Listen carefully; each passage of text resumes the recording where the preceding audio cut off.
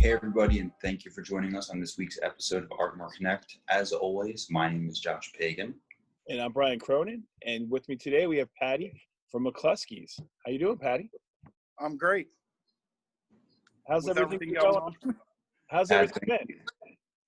Everything's been great. I mean, can't complain. Takeout was good for a while. Now that we got the outside and the inside in, it's been getting better and better little by little. Paddy, if you don't mind me asking, and thank you for taking the time to meet with us today, but can you just give us a little bit of information on you, who you are, what you do, and the business in general? All right. So I grew up in Havertown. My brothers and I all worked for McCloskey, Joe McCloskey, from the 90s on. And my brother Phil and I and his friend decided to take over in 2010 when he was looking to sell. And mainly I run the everyday operations as they have their other jobs that they work for. So you're the man. You're the man on the scene, so to speak. Yeah. Yes. But you also have other restaurants too, don't you? No, we don't have any other. It's our only one. Okay. My grandfather owned a bar in Bryn Mawr back in the 70s. Well, it sold in the 70s, but that's been long gone. So you've basically been working in the food and beverage industry for many, many years, obviously. Yes. Put myself through college, and then it ended up just falling into my brother Seamus worked here, my brother Neil, my brother Phil, and myself.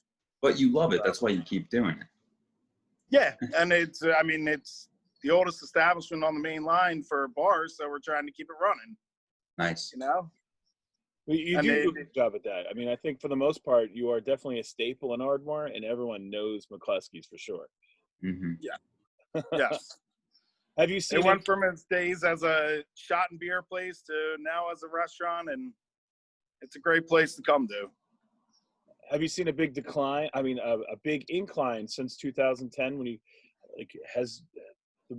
for instance, with the patrons and the customers you have you seen it be the same, maintain, or did it grow or drop? It maintained, and a lot of newer faces too. Sure. So there were always the people who came in and supported for years, and we were lucky enough to see newer people come in.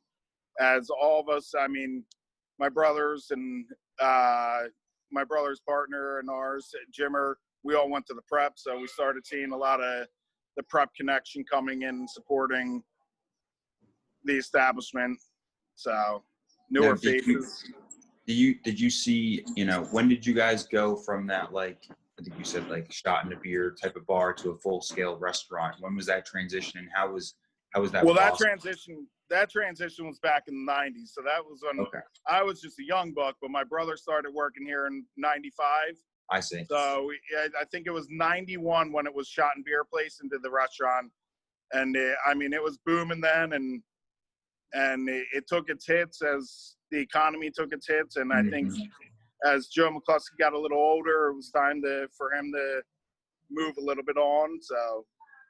Well, it's good that you guys got through the economic hits that you guys did have to go through. I mean, it shows the type of business you are and the quality that you guys provide, obviously. Yeah. So we got through our struggles in the early years, and we're doing very well. And now we're doing the struggles again, but it happens, right? And you just work every day to get through that. Yep. And you opened up your outside seating like a year and a half or 2 years ago? Yes, 2 years ago. Nudies and us are partners on it, so they get it during the day, and we'll take it at night. That's actually a good idea, good arrangement. Yeah, it's a good idea. It's good that you guys have a good relationship like that. Yeah.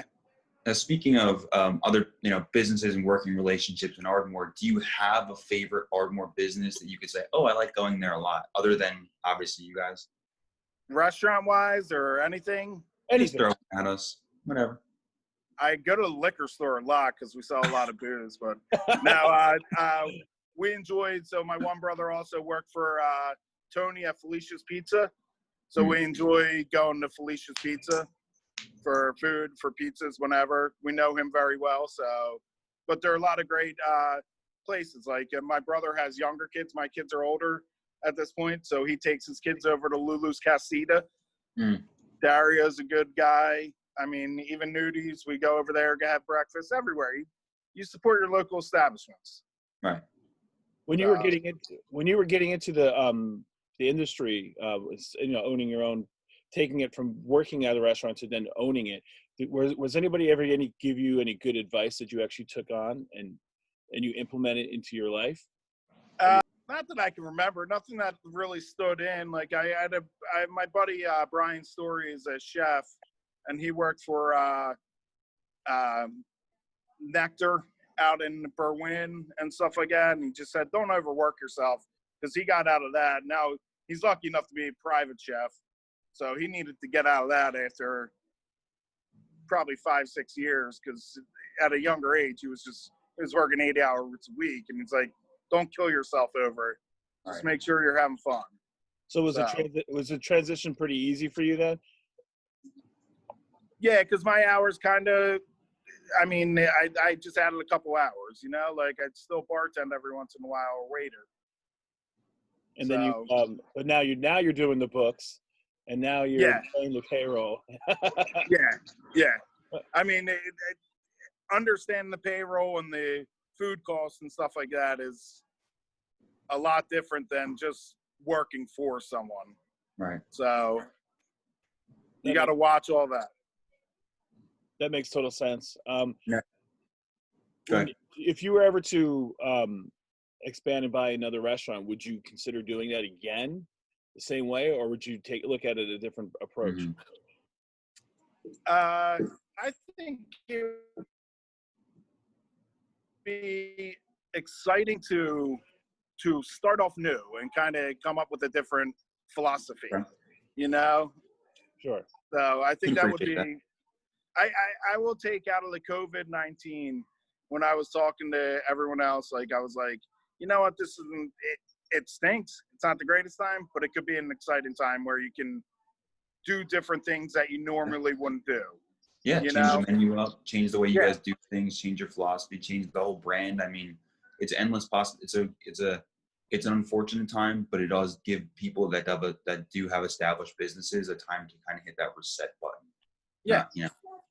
I mean, I know at the beginning of this, we were talking one day, and it was all takeout, and we were at a point of talking about maybe we make ourselves a Carlino, make our best product that people are just picking up and they can cook at home. I mean, it's one of those things that we can always cook for someone, but you could always have that backside where we already have it cooked for you and you heat up a little, Yeah.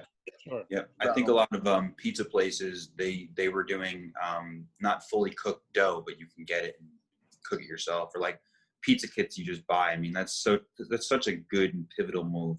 If you guys did do that or planning to do that, that's such like an excellent, spot on, good for you guys type of situation. Yeah. So I mean, you gotta think outside the box, and it was fun. And now a little bit's coming back, and it eases up a little, but you get a chance to switch everything. So. And when you first started, when the pandemic first came out, you didn't start with takeout at first. You were a little bit hesitant, I believe, right? No, we did. So me and Sean McCafferty, we grew up together, and he works here. We did some work around the bar. We started getting some things done that on an everyday normal year, you're not really closing. So it's hard to close. So, so we did some things around the bar that we could amp up a little, we put some new doors on or restained, or we took out the bathroom. The ladies' bathroom was a little bit older, so we did some of that work. So you did a little remodeling. So when you are I mean, nothing major, but little things that you can make it look more modern. Did you guys, now during this time off, have you thought of any new specials? Are you guys doing any specials right now just to bring more customers in, or anything that you want people to know about? So we're still running our 50-cent wings on Tuesday that we have always done. Now it's for takeout too, not just eating. Nice. And on Tuesday, Laura Topper, our cook on Tuesday night, she's a very good cheesesteak maker. She grew up by Del Sandra's, and she loves making her cheesesteaks.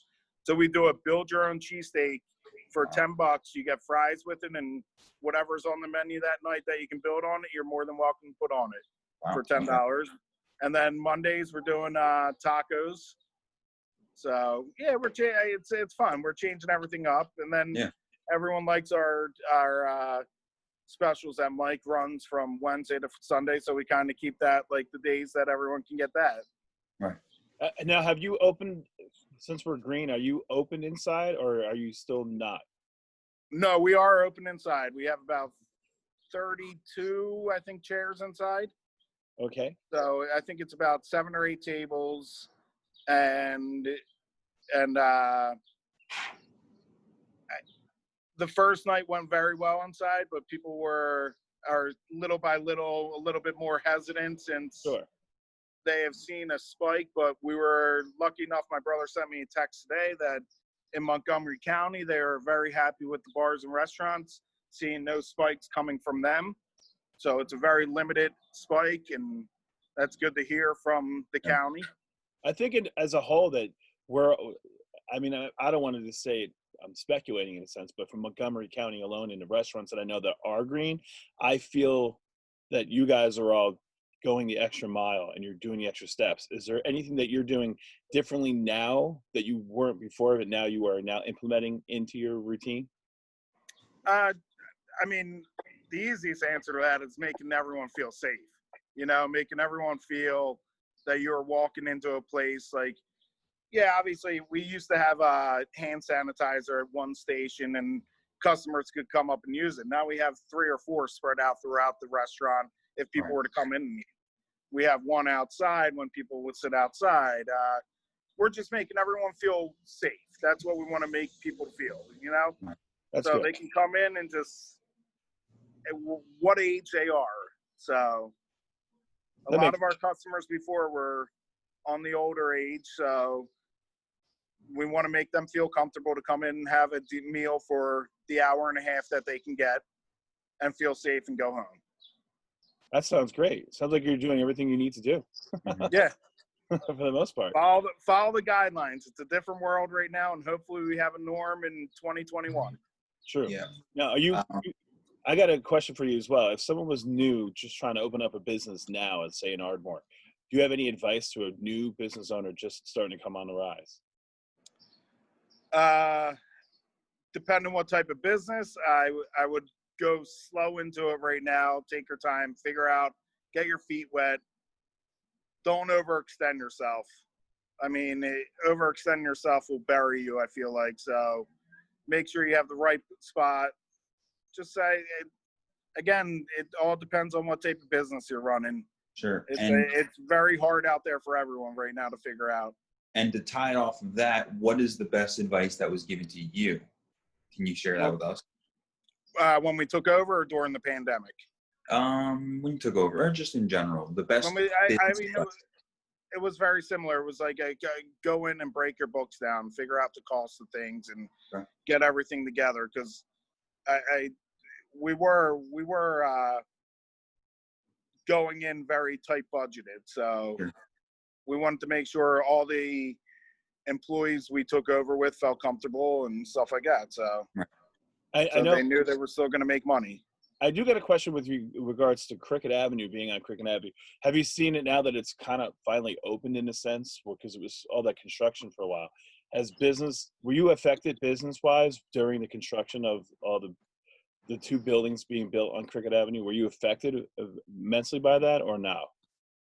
We were affected a little bit. I will say we were lucky enough to be a business that wasn't affected as much as other ones were. Sure. But we have a lot of customers that are regulars and they support us and they found their way here. We might have lost a couple of clientele who then you would see towards the end, they'd be like, oh man, we found a parking spot out front. So we came in, you know? So again, we have a clientele that was on the older base. So they would, to not find parking right out front was hard for them to get in. So, and it was nice seeing them come back when things opened up a little bit more. They didn't forget about us. Do you think when we start doing, when we're allowed to be out in the public again, you think you guys are going to start doing more things that you've done in the past, like you did promotional, like your Oktoberfest or any of those other festivals? I would hope we would at some point be able to take over Oktoberfest and do it again, but I don't foresee that this year at least. Sure. You know, so I mean, I have 2 kids. I'm worried about just getting them to school. Sure. That's all. Well, there's always 2021, so. Yeah. I mean, it might be 2021. It might take a year break, but hopefully 2021 is the answer. Do you have anything specials or anything you want to add that's going on now? Because we're going to probably end the meeting or interview right now. I apologize. Do you have anything that you want to add? Do you want people to know that you guys are doing? So Thursday night we are doing Chico from Chico Vibe plays outside. Okay. Friday and Saturday night we have music just to give an ambiance outside. And Out in the back? They're enjoying it. That's nice. Are they in the back? Are they playing? Yeah, but some are playing out front, some are playing in the back Oh, nice. of the alley. That is nice. So, yeah. You're the only one doing it, so that's great. Yeah, and we try to make it safe. Again, everyone's got to be seated. You know, there's no dancing, so. True, that's true. So but I think you're going to bring back your old karaoke as well, you think, eventually? maybe we'll see what goes on. Again, it's one of those things that it's nice that the musicians we're trying to get are local. Mike Frank has helped us with a couple people. He did the jazz night here on Monday nights, and he knows a couple people. He had a steel drummer come out, and it's nice because they're working with us because we're struggling. We were struggling with cash, and they haven't played in a while, so they're lowering their prices, and it's great. That's nice. That's good. So everyone's working together. Works out for everybody. Yeah. So. Great. Well, I want to thank you for taking time out of your day. I know you're getting ready for dinner time. You're getting ready to start cooking up again and getting your dinner season going. Getting ready for Chico. Oh, tonight, Thursday. That's right. Maybe I'll be sneaking back there. But thanks for taking time out and getting with us today. I really appreciate it. Yeah, thank you for taking the time to sit with us today, and thank you everyone for taking the time to watch this. As you all know, new episodes come out every Tuesday at 12 o'clock. And until the next one, see you then.